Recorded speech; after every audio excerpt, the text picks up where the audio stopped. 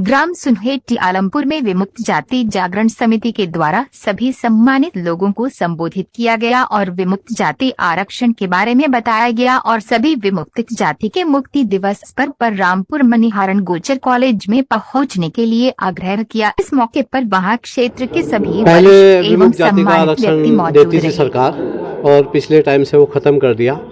और पहले सहारनपुर में जब हरिद्वार था तो विमुक्त जाति का आरक्षण मिलता था, प्रमाण पत्र मिलता था जिसे 2% का आरक्षण था। उससे IIT वगैरह में सब जगह मेडिकल सुविधा मिलती थी, मेडिकल कॉलेजों में। तो विमुक्त जाति के जो भी लड़के थे उनको उसमें लाभ मिलता था। लेकिन पिछले दिनों से ये सब बंद कर दिया सरकार ने। और अभी चूँकि हरिद्वार सहारनपुर से बना हुआ है तो हम यहाँ उत्तराखंड सरकार से भी मांग करेंगे कि गुर्जरों को विमुक्त जाति में शामिल करते हुए उनको विमुक्त जाति का प्रमाण पत्र निर्गत करें। इस देश में सबसे बड़ा जो योगदान आज़ादी दिलाने में है वो, अगर मैं उत्तर प्रदेश की बात करूं तो गुर्जर सहित 29 जातियां स्थायी रूप से निवास करने वाली, जिन्हें डिनोटिफाइड या विमुक्त कहते हैं, और 25 गुमंतु जातियां उत्तर प्रदेश की जिन्होंने अपने कुटुंब कटवाए हैं और उनका कोई इतिहास नहीं है। सरकार ने दया का पात्र बना के मात्र थोड़ी बहुत ही सुविधाएं दे रखी हैं और जो ताम्रपत्र थे वो पांडे जी ले गए थे, उनके नाम लिखे हुए, क्योंकि इतिहास उन्होंने लिखा था। तो आज एक मुहिम शुरू करिए कि पहले तो समाज, देश, दुनिया गुर्जर को जाने, गुर्जर का इतिहास जाने, और जब इतिहास जान जाए तो फिर मेरा अधिकार भी दे दो भैया। बस इतना सा संदेश है। और जिस दिन हमने सरकार के कान खोल दिए, इदाते कमीशन की रिपोर्ट सबमिट हो चुकी है जिसमें प्रधानी से लेकर राज्यसभा तक आपका आरक्षण की बात हो रही है। तो बहुत बड़ी मुहिम है। मेरा समाज और बिरादरी साथ दे तो सरकार घुटने पर होंगी। बस इतना ही कहना चाहूँगा।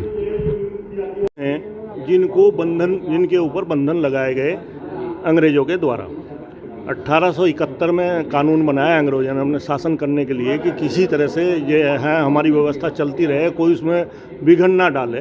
तो उन्होंने 1871 में कानून बनाया, क्रिमिनल ट्राइब्स एक्ट।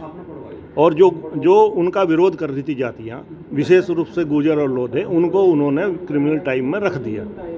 और उस बंधन को, और उसमें बंधन बहुत सारे लगा दिए। उस एक्ट में बहुत सारे बंधन थे। हमारे जो बुजुर्ग थे उनको एक जगह से दूसरे थाने में जाने में रिपोर्ट करनी पड़ती थी। उनको ट्रेडिशनल चोर मान करके जो है उनके ऊपर रोक लगाई गई। बहुत सारी ज़मीनें छीनी गई, सब कुछ किया गया। गांव के गांव ले करके छीनी करके दूसरों को दे दिए गए। और 1858 में तो इतनी एट्रोसिटीज़ गुर्जरों के ऊपर हुई हैं। कहीं हाथी से कुचल दिया, कहीं चौराहे पर लटका दिया, कहीं जो है मतलब गाँव के गाँव तोप से उड़ा दिए। तो इतना ज़्यादा अत्याचार 1858 के बाद किया गया गुर्जरों के ऊपर, और एक्ट लगा करके उनके ऊपर बंधन लगा दिए गए। ये बंधन 1952 में देश का संविधान लगाने के बाद दूर किए गए। और उन बंधनों से मुक्ति को ही विमुक्त जाति कहा जाता है। जिन जातियों के ऊपर बंधन लगाए थे उनको, उन बंधनों से मुक्ति को विमुक्त जाति कहा जाता है। 1952 में एक्ट ख़त्म हुआ, लेकिन सरकार ने 1959 में ये सोचा कि इनके लिए कुछ किया जाना है। 1959 में फाइल खोली, 1961 में शासनादेश किया। और उनका जो शासनादेश का उद्देश्य था उसमें स्पष्ट सिर्फ यही मकसद था कि साहब हम इनके वेलफेयर के लिए कुछ करना चाहते हैं, वेलफेयर के लिए कुछ करना चाहते हैं। उस शासनादेश में ही उन्होंने लिखा कि 19 जातियाँ जो अनुसूचित जाति में आती हैं उनको हम छोड़ रहे हैं। लेकिन उनसे फिर कहा गया कि ऐसा नहीं है, आपको बंधन से मुक्ति तो सभी जातियों को देनी पड़ेगी। इसलिए 1962 में दूसरा शासनादेश किया। उसमें ये लिखा गया कि 1961 के शासनादेश में जो जातियां छूट गई थी उनको अब विमुक्त किया जाता है। तो 2 शासनादेश हो गए, 1961 का और एक 1962 का।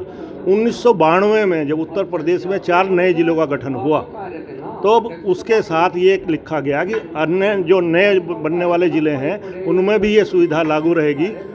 लेकिन उसमें ये कर दिया उन्होंने कि उसके साथ सूची जो है वो 1961 की लगा दी, 62 की छोड़ दी। अभी ये गलती जब सामने आई 1992 में तो खोज की गई भाई ये गलती क्यों हुई। तो ये पाया गया कि साहब उन्होंने 61 का शासनादेश लगाया, 62 का नहीं लगाया। उसको ठीक कराया गया 1994 में, जब रामशरण दास जी राजस्व मंत्री थे, उनके द्वारा प्रयास से 1994 में उसको ठीक कराया गया। और ये हुआ कि दोनों जो शासनादेश हैं उनकी दोनों सूचियों को लाभ मिलता रहेगा। और यही नहीं, ये भी जारी किया कि भले ही ये पिछड़े वर्ग में है, उसका सर्टिफिकेट का फॉर्मेट भी किया। उसमें फॉर्मेट में लिखा हुआ है कि यद्यपि ये जाति पिछड़े वर्ग में आती है या अनुसूचित जाति में आती है, फिर भी इनको इस फॉर्मेट में सर्टिफिकेट दिया जाएगा। तो ये मतलब दोनों, मतलब ऐसा नहीं है कि साहब पिछड़े वर्ग का सर्टिफिकेट नहीं ले सकते, पिछड़े वर्ग का भी ले सकते हैं ये, और विमुक्त जाति का भी सर्टिफिकेट ले सकते हैं। ये 94 में ठीक कर दिया था, लेकिन 2002 में फिर वही गलती दोहराई गई। फिर एक शासनादेश लगा करके 1961 वाला फिर भेज दिया गया, और 2001 से वो मिलने बंद हो गए।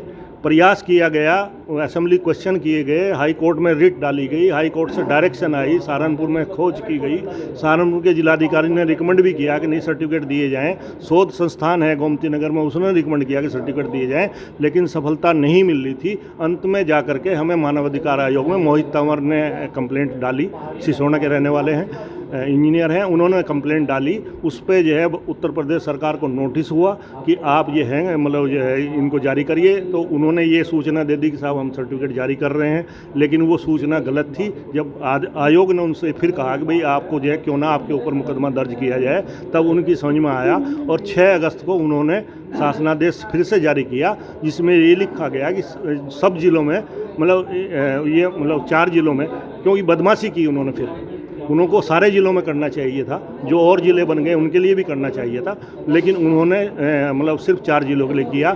लेकिन उत्तराखंड इस बीच में अलग हो गया है। उत्तराखंड हरिद्वार जो है उत्तराखंड मतलब सहारनपुर जनपद का ही हिस्सा है, वहाँ मिलने चाहिए, मिलेंगे, लेकिन उसके लिए जो थोड़ी बहुत प्रक्रिया है शासन स्तर पर, उसके लिए प्रयास जारी हैं। समाज इकट्ठा होकर के, क्योंकि 2 विधायक रिकमेंड कर चुके हैं और असेंबली क्वेश्चन भी लग गया है, और हम भी उसको परसुएशन में काम कर रहे हैं। तो उसके लिए जो गुर्जर चेतना समिति है देहरादून वाली, वो उसके लिए विशेष प्रयास कर रही है। उनका ये उत्तरदायित्व है, और उम्मीद है कि ये जल्दी ही अगले 1 आध महीने के अंदर अंदर ये मिलना शुरू हो जाएगा।